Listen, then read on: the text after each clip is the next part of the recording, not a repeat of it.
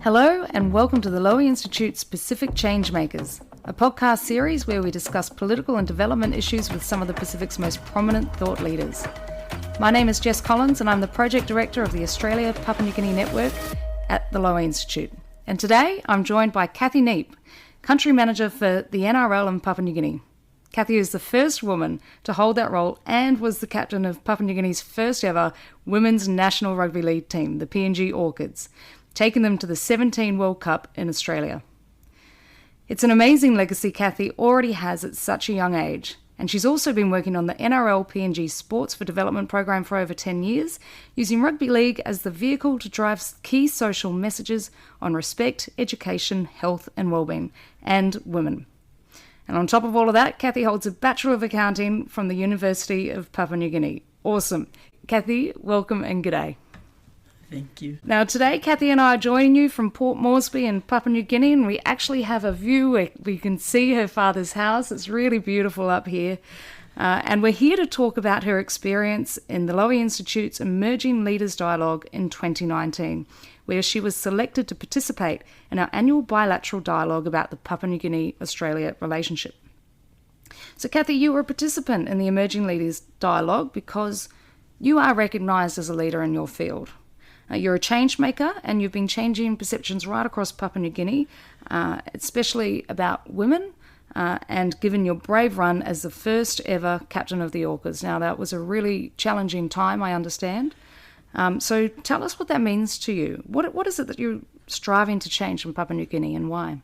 I believe that doing what I can in my capacity to have an impact in my family and community and society and my country as a whole, it's really powerful. It's about doing those little things like little things right, like standing in line and attending to helping others. Little things that we do every day in life will actually have a bigger impact in our community and as a whole in the country.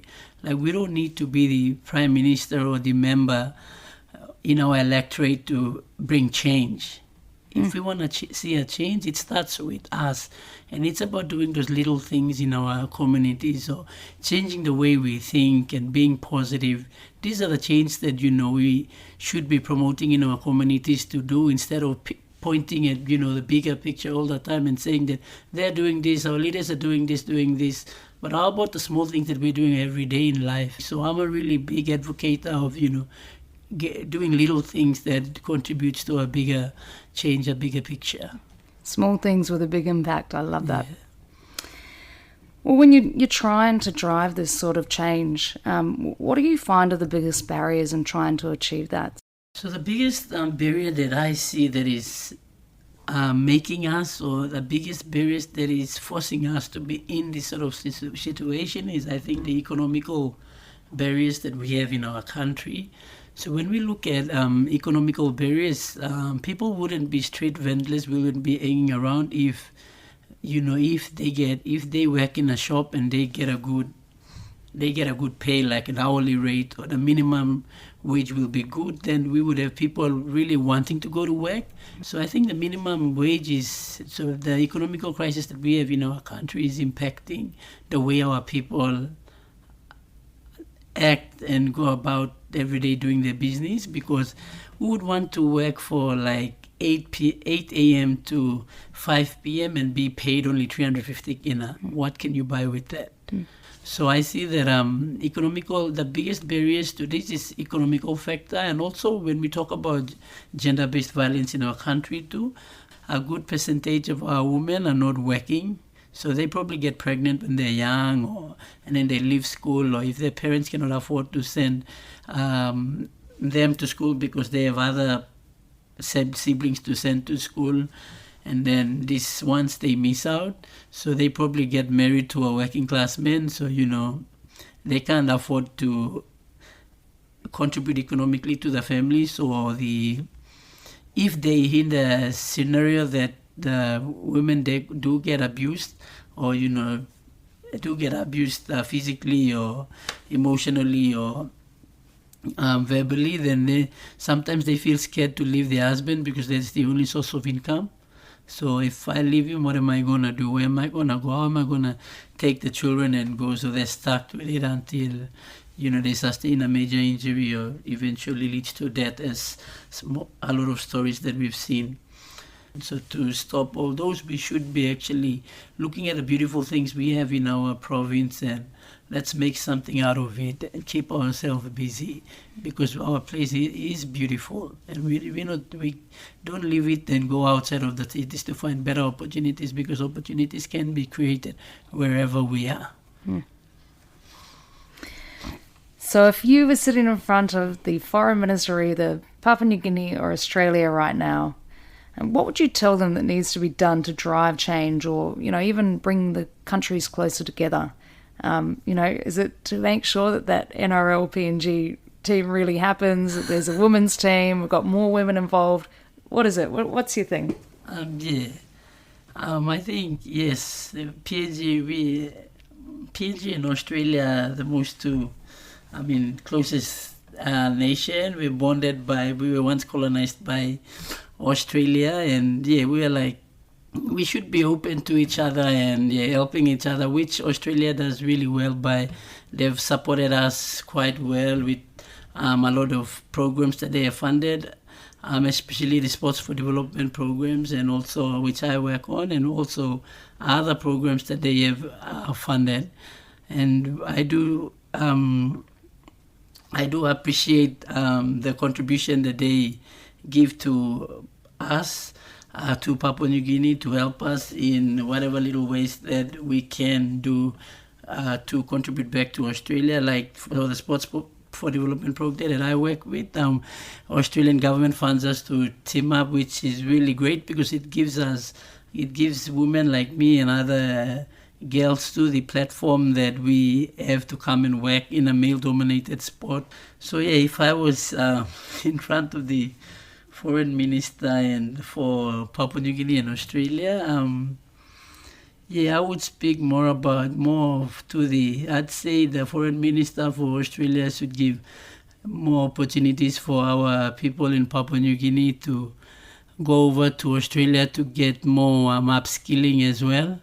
So to learn from the best in Australia and come back to PNG, and what we have learned from Australia will come back here and help to grow our programs. So, and also, now we've got a lot of money from Australia to support our bid program, the NRL bid program, which is really great. We're able to benefit in the bid program, growing a lot of local professionals in rugby league, coaching and administrating, and also players who were able to go through a 12 weeks academy program.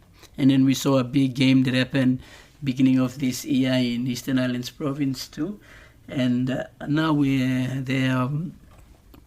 they've tripled the number of that coaching staffs and the management staffs, and also the number of participants.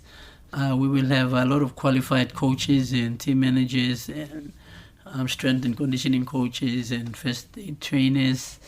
More than 600 kids, I think, will go through our the NRL bid academy program. So if we able to be successful in the bid, imagine the number of job opportunities that it will bring to our people, the number of players that will get to play at the NRL, and more kids will be looking forward for those opportunities coming through our NRL bid program. So we'll be getting players from everywhere, which will be across PNG. So we're looking at even some players coming in from the rural areas that will be coming through our academy program, NRL bid academy program, and then if they're lucky enough, they go into the NRL, to the final product, which is the team for PNG. It brings a lot of job opportunities and also a lot of professional development for our people, and the way it's sustainable. So when they leave the beat and go to their local clubs, they bring their professionalism of what they have been practicing to their local community, and wherever they go, they're able to carry those skills and those knowledge that they have gained from this academy. So we'll see a lot of kids going to school because they want to be in the academy program and they want to be in the NRL team in the future. So yeah, that surely has a sustainable impact in Papua New Guinea, and we're grateful that the Australian government has put their hand up to. So you've been right in the thick of social change, really. You know, you're working in a male-dominated industry. You've seen all these amazing women around you playing in NRL and having to go through all of those challenges.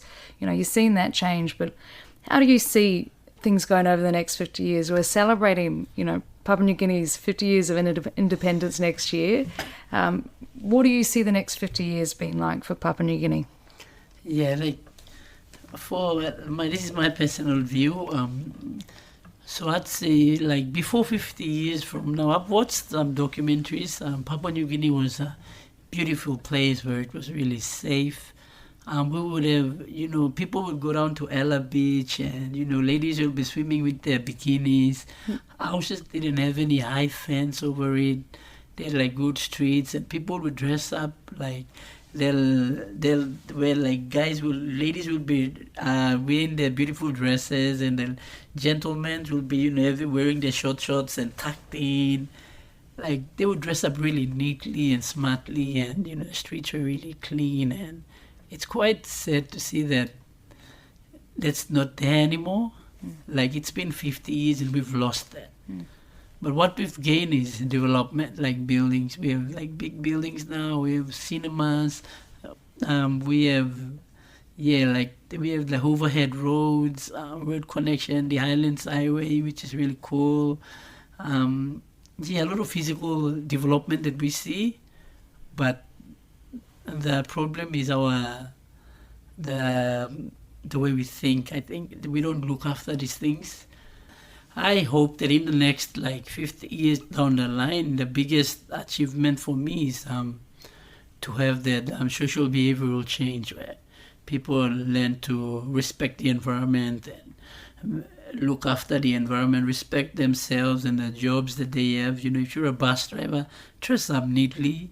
You don't drive a bus that doesn't have, the brake is not serviced, because it's going to end up crash on the side of the road and get someone's life. So people have to know that I have to do the right thing. So the biggest thing for me 50 years down the line is for the next 50 years that is coming, I will make sure I work hard in my capacity to have that shift in people's mindset, to start to do little things properly. So in my everyday of the program that I ran for 10 years, Sports for Development program, not me only, but I have another 18 staff that work with me across the 4 provinces. We teach kids every day about, simple things like respect. So simple things like this is respect comes a long way. So we're teaching that with kids, and also we're teaching young girls that, you can do it. Don't let anybody tell you that you cannot do that because you're a woman. We are all human beings and we have equal rights to everything. Yes, we do have our social obligations, women change a little bit because of now both men and women are working, and we all need money to send our kids to school, live in a good house. So, and understanding and communication is the most important thing, where we have to communicate that, I'm tired, I need to sleep. We have to share this responsibility. So communicating these things are very important. So yes, 50 years down the line, I want to see an attitude change, mind shifting from where we used to be. We should go back to how we used to think. Our ancestors were very thoughtful, and before independence, we were really thoughtful and really respectful of our environment. And we should go back to those days where we were doing all those little things right. Doing the right thing. I think there's lessons in that for all of us, Cathy. Really, really important stuff. And I've so enjoyed our conversation today. Thank you so much for your time and taking the time to discuss these important issues. You've been listening to the Pacific Changemakers series, a Lowy Institute podcast developed with production assistance from Josh Goding. Thanks for listening, and we look forward to joining you for the next episode.